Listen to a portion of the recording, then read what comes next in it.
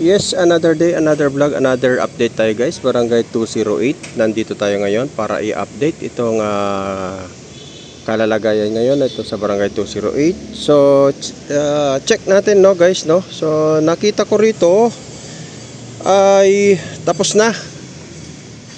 Bali, tapos na guys yung bangketa. Ayan. So, okay na po. Okay na siya. Ayan. Bali, ito yung ating inabutan, no? At wala na pong gumagawa, guys. Okay na siya. Tapos na po. Naibalik na yung bangketa. Ang ito kasi, itong naiwan na to, private property na po ito. Hindi na po ito kasama sa bangketa guys, kaya I'm sure na ito ay hindi na nila gagalawin no ng city engineering, kasi nung napansin natin may gate ito dito may gate. Nung may barangay pa po, ito po kasi yung pagitan ng barangay. Ito. At dito may gate ito. Kung napansin nyo noon sa aking mga vlog ay mayroon tong yero na gate. Yan. So ito I'm sure hindi na po ito gagalawin ng city engineering dahil ito po ay private na. Ngayon ang mapapansin natin, syempre dito may mga debris pa. At I hope na siguro barangay na or kung sino na ang maglilinis dito no. At ito na nga. Ayan, ito na yung tsura guys. At nakita natin dito, patimpered na siya yung itsura ng bangketa papaganon. Ayan ang itsura guys. So in-update lang po natin ito. Binalikan natin yung Barangay 208 kung ano na yung kalalagayan. At ito na.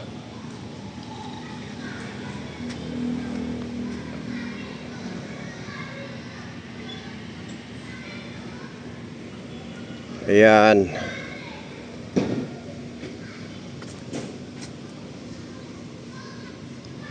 So itong mga nakasako na yan na debris ay para warning para hindi mo na madaanan. Dahil siguro sariwa pa yung semento. At ito na nga. Ayan. So lumabas na yung tunay na bangketa. Ito na. Kitang-kita na guys. At yung bahay na natakpan ay safe na. So ang ginawa lang ni engineer ay pinatapalan niya ng pangsamantala ito. Pinatapalan niya ng semento. Bahala na po yung may-ari kung bubuksan pa niya yan o hindi. So at least na-i-open na at anytime na wala na sa gabal, wala nang building na nakaharang sa kanyang property.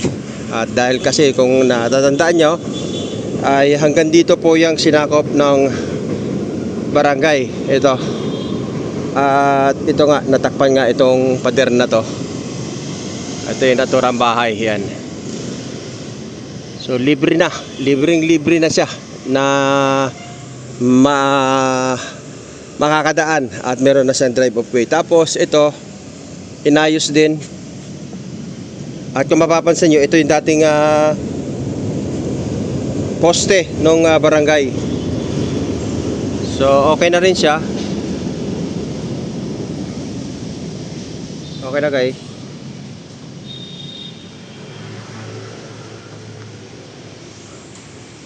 Okay na yung bangketa.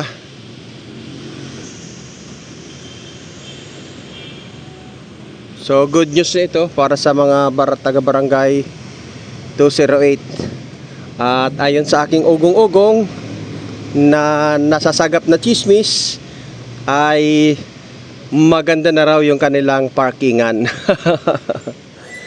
Ayun. So, sa palagay ko, walang masama, di ba? Kung paparkingan nila to sa gabi. O, dahil alam naman natin na bihira din naman siguro pumapasok dito na na sasakyan. At ayun, no. Malaking parking nga pala ito. Ayun lang sa ating naririnig-rinig, no. At sabi nga nila magiging parkingan na raw. Ayan. So, alam naman natin dito sa bawat kalye ng Maynila, no, na merong pay parking. So, malay mo baka isa rin ito sa ipapagamit ng Manila City Hall para gawing pay parking. Kagaya ng aking mga nakikita, meron pong mga nagtiticket, di ba? Overnight, halimbawa, overnight, may nakikita kasi ako rito pag overnight ay nilalagyan ng ticket sa kanilang mga windshield. Tapos pag nakita na lamang nila at nakita nila yung nagtiticket ay nagbabayad na lang sila doon. Parang ganoon ang nakikita ko kasi sa karamihan dito sa Manila ngayon. Lalo yung naabutan ko doon sa barangay 313, may nabutan ako doon na nagtiticket. At sabi overnight daw na nagpa-parking doon yung sasakyan, iniiwanan lang po niya yung ticket. At pagkabalik niya kinabukasan, hinahanap din naman po siya nung may-ari ng sasakyan para bayaran yung naturang ticket. So, yun ay legal. At yung ticket na yun ay nagbumula talaga sa Manila City Hall. Yun.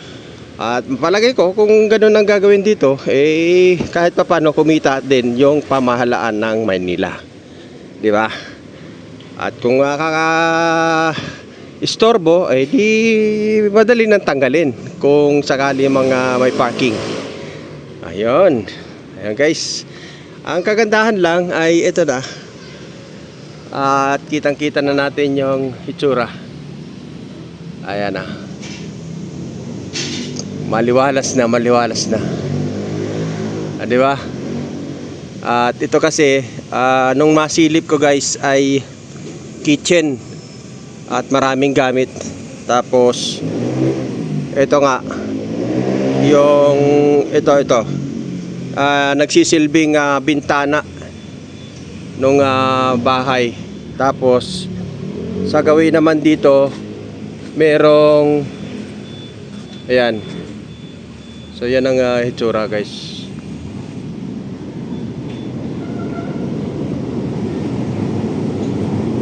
Ayan. So ayan, good news ito para sa sa atin dito sa Barangay 208. At congratulations na rin sa City Engineering. Shout out na rin kay Engineer Manny Garcia na araw-araw po niyang binantayan itong proyektong ito. At siyempre kay Assistant City Engineer Alfonso Bautista. Ayan, At shout out na rin kay Foreman Aris Santos. So, ayan guys. Yan ang ating update ngayon dito sa Barangay 208. Yan. At tapos na ang kanilang barangay. Malinis na. So, yan. Okay. Yabagis Vlog po. Nag-a-update sa lahat ng demolition or lahat ng accomplishment dito sa lungsod ng Manila. Salamat po ng marami. Bye-bye.